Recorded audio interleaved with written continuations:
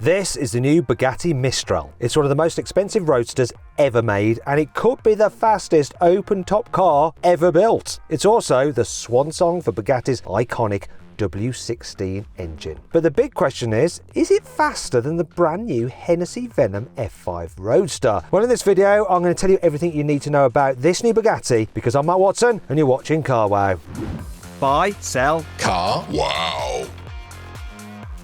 Why is this new Bugatti Mistral a big deal? Well, it's the last road car that Bugatti will ever build that will be powered exclusively by a quad-turbo W16 petrol engine. Mattei Rimac recently confirmed that Bugatti's next-generation hypercars are going to be hybrids. Rimac will be all electric, Bugattis will be hybrid.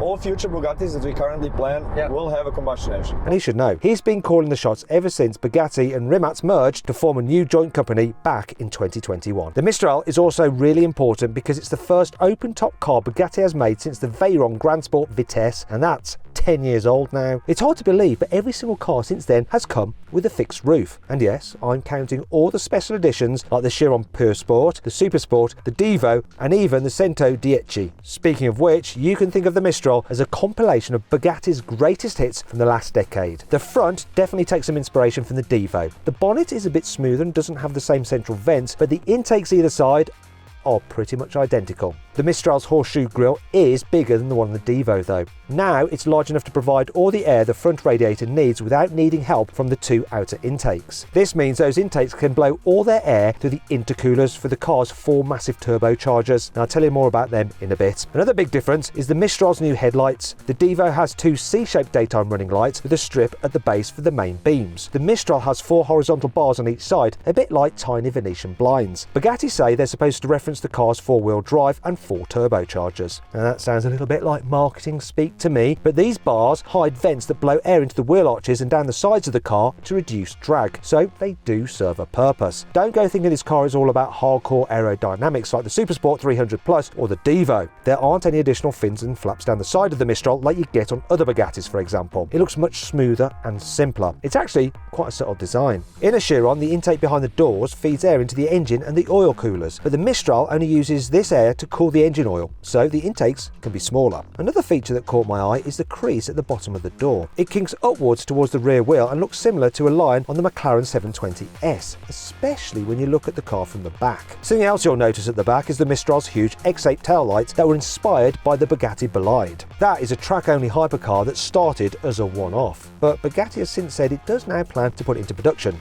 at some point. Anyway, the triangular gaps between the lights and the bodywork produce a low pressure area that sucks hot air away from the Mistral's engine and gearbox. But this car's upgrades are more than skin deep. Bugatti could have taken the carbon fibre monocoque from a Chiron and simply cut off the roof. Carbon fibre is handy like that. It's so strong that you don't have to have loads of bracing like when you make a convertible out of a steel or aluminium monocoque. But just cutting the roof off would have been too easy. Instead, Bugatti made the far more expensive decision to redesign whole sections of the car's carbon fibre monocoque. It did all this to make sure the Mistral silhouette looked just right. I think they did a brilliant job. It looks absolutely amazing.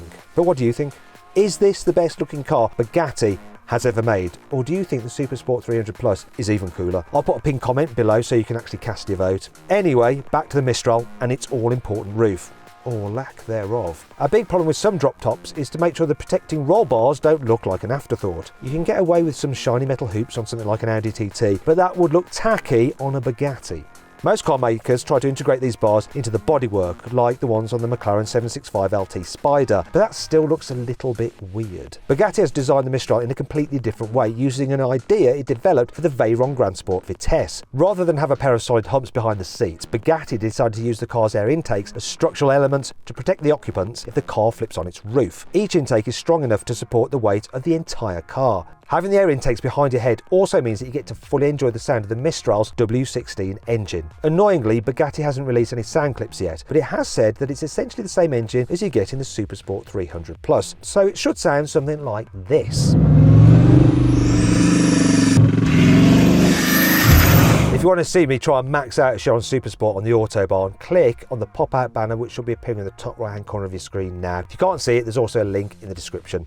Anyway, the Mistral's 8-litre quad-turbo W16 engine makes 1600 horsepower and 1600 newton meters of torque, just like the Supersport 300 Plus. All this is sent to all four wheels through the same 7-speed dual-clutch automatic gearbox and four-wheel drive system that car has. So, what about performance? Well, Bugatti has been pretty cagey about this as well, but it has said that it wants the Mistral to be the fastest roadster ever made. Bugatti's previous record holder is the Veyron Grand Sport Vitesse, which topped out at 254 miles an hour. But that's not the only record the Mistral has to beat. Koenigsegg smashed the Vitesse's top speed in 2017 with a 1,360 horsepower Agera RS. That clocked up almost 278 miles an hour on a closed highway in Nevada. But this new Mistral has 1,600 horsepower. That's 240 horsepower more than the Agera RS, so it should have no trouble beating that car's record.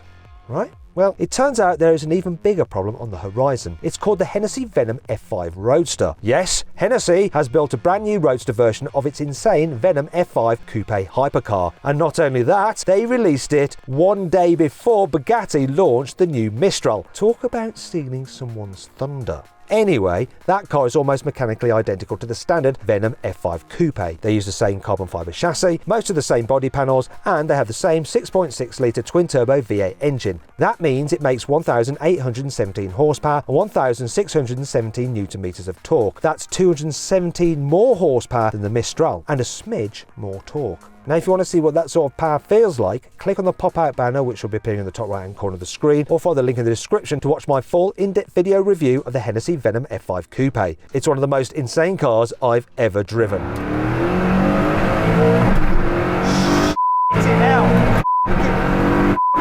So which one of these cars is going to be the fastest? And which one is going to accelerate the quickest? Well, when it comes to acceleration, you can't forget about weight. And this is where things look even worse for the Bugatti, because it isn't just down on power, something you don't say very often, but it's also heavier. Now, Bugatti haven't said exactly how much the Mistral weighs, but the track focus Chiron Pure Spur weighs the best part of 2 tons. The Venom F5 Roadster only weighs 1,405 kilos, and Bugatti isn't going to lose half a ton just by cutting off the roof. That said, neither Bugatti nor Hennessy have declared either acceleration times or top speed of their cars. There is, however, a cryptic mention in the Mistral's press release which says that the interior and the dials were designed so all information is easily visible at up to 420 kilometers an hour. That sounds like Bugatti is aiming for a top speed of around 261 miles an hour. Hennessy is still testing the F5, but it reckons the coupe will do more than 311 miles an hour. Does this mean that the Roadster could crack 300? Well, we'll have to wait and see what numbers the Hennessy can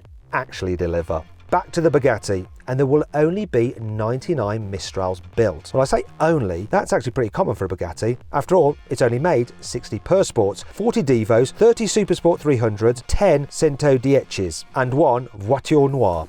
That said, Hennessy is only going to build 30 Venom F5 Roadsters. That makes it 3 times more exclusive than the Mistral. But despite all that, you do get one thing in the Mistral that you can't get anywhere else, and that's the last non-hybrid quad-turbo W16 engine that will ever go into a road car, and you can't put a price on that, can you? I'm only kidding, of course you can. The new Bugatti Mistral costs the equivalent of £4.2 million, and that's before tax. And just like all Bugatti special editions, the entire production run is already sold out. Anyhow, I hope you all enjoyed the video. If you did, give it a like. Let me know some other videos you'd like to see.